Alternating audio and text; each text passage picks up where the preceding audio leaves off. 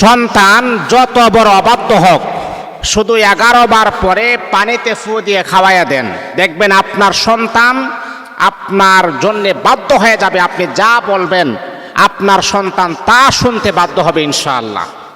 অনেক সময় আছে যে দেখেন, এই যে একজন বাবা কি পরিমাণ পরিশ্রম করে, একজন বাবা মাথার ঘাম পায়ে ফেলে অক্লান্ত পরিশ্রম করে, কেন? সন্তানের ভবিষ্যৎটা যেন উজ্জ্বল হওয়ার জন্যে। প্রত্যেকটা মা বাবার একটা ইনস্ট্রাকশন, একটা দিক নিদর্শন থাকে যে আমার সন্তান, আমি যেই পরিমাণ রোদ্রে কষ্ট করতেছি, আমি যেই পরিমাণ আকাশের নিচে এত গরম, প্রচণ্ড গরমে যেই পরিমাণ কষ্ট আমি সহ্য করতেছি, আমার সন্তান যাতে করে ওই পরিমাণ কষ্ট যেন না করে। আমি কষ্ট করি কিন্তু আমার সন্তান যাতে করে কষ্ট না করে।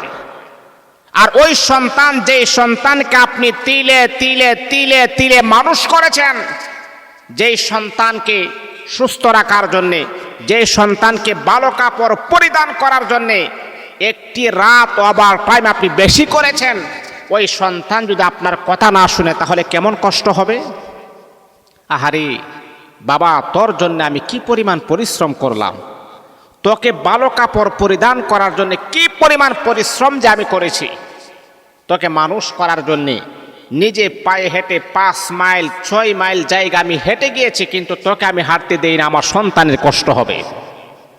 আর ওই সন্তান যদি বড় হওয়ার পরে অবাধ্য হয়ে যায়, ওই সন্তান যদি বড় হওয়ার পরে মা বাবার কথা একইবারে না শুনে, তাহলে মা বাবার কি পরিমাণ কষ্ট লাগে, এটা আসলে আল্লাহ ছাড়া দ্বিতীয় কাউকে বলার মতো কোনো ক্যাপাসিটি কাহারও নাই।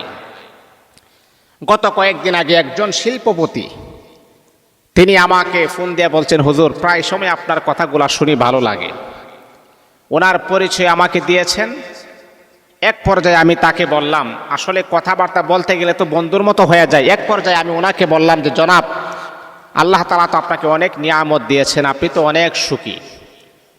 এই কথা বলার পরে ওই লোকটা কথাগুলো একটু নরম হয়ে গেছে, মানে কথাগুলার বোঝা যায় যে উনি কান্না করতেছেন। তা আমি বললাম, হযরত আপনার কথাটা একটু নরম হয়ে আসছে, আপনি মনে হয় একটু কষ্টের ভিতরে আছেন, আপনি খোলাসাভাবে আপনার কথাগুলো একটু উপস্থাপন করেন শুনি, আর আমি যদি কোনো সাজেশন দিতে পারি কোরআন এবং হাদিস অনুযায়ী ইনশাআল্লাহ আমি আপনাকে দিব। তখন বলতেছে, হুজুর আজকে আল্লাহ পাক আমাকে অনেক নিয়ামত দিয়েছেন, আমার ব্যাংক ব্যালেন্সের অভাব নাই, আমার ধন সম্পদ আল্লাহ যথেষ্ট পরিমাণ আমাকে দিয়েছেন। হুজুর আমার একটা মাত্র সন্তান,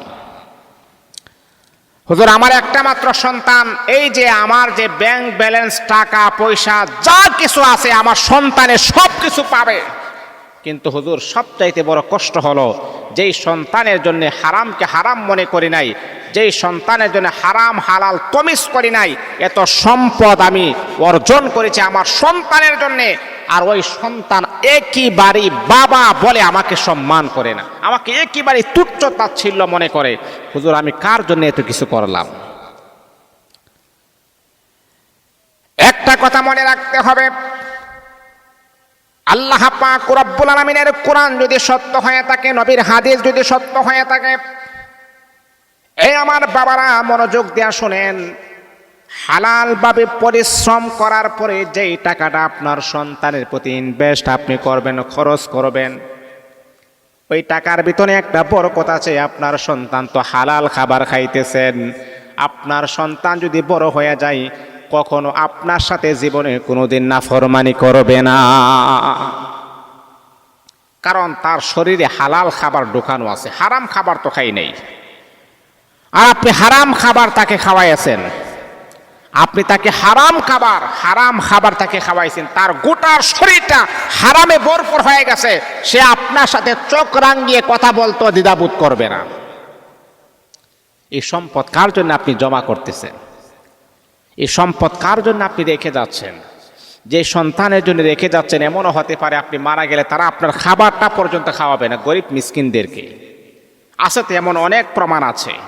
আহা, রমজান যায় তারপর মা বাবার জন্য একটা কোরআন শরীফ পর্যন্ত খতম করানো হয় না।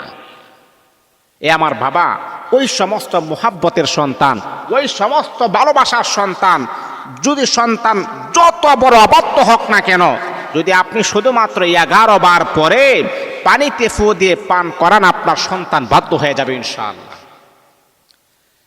আল্লাহ পাকের উপরে পরিপূর্ণ আস্থা এবং পরিপূর্ণ ভরসা নিয়ে আপনি আমলটা করতে হবে। এই আল্লাহ পাক রব্বুল আলামিনের বান্দা বান্দি শুনেন, আপনার মোহাব্বতের সন্তান যদি আপনার কথা না শুনে, তাহলে এর চাইতে বড় অসহায় আর কি হতে পারে? যেই সন্তানের জন্যেই মাথার ঘাম পায়ে ফেলে অক্লান্ত পরিশ্রম করলেন, যে সন্তানকে সুখে রাখার জন্য বিদেশে চলে গেলেন, যেই সন্তানটাকে মানুষের মতো মানুষ করার জন্য নিজের জীবনটাকে একেবারে বিসর্জন করে দিলেন, ওই সন্তান যদি বড় হওয়ার পরে আপনার কথা না শুনে আপনার অবাধ্য হয়ে যায়, তাহলে এটা কি পরিমাণ কষ্ট হতে পারে?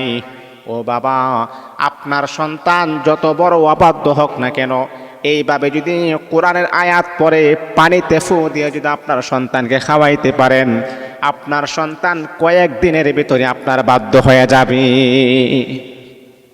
আমার মা টেনশন কোনো কারণ নাই, বাবা একেবারে অস্থির হওয়ার কোনো কারণ নাই। এই আমলগুলো আপনি করেন। তাহলে কি করতে হবে আমি আপনাকে বলবি। এই আমলটা কখন করবেন?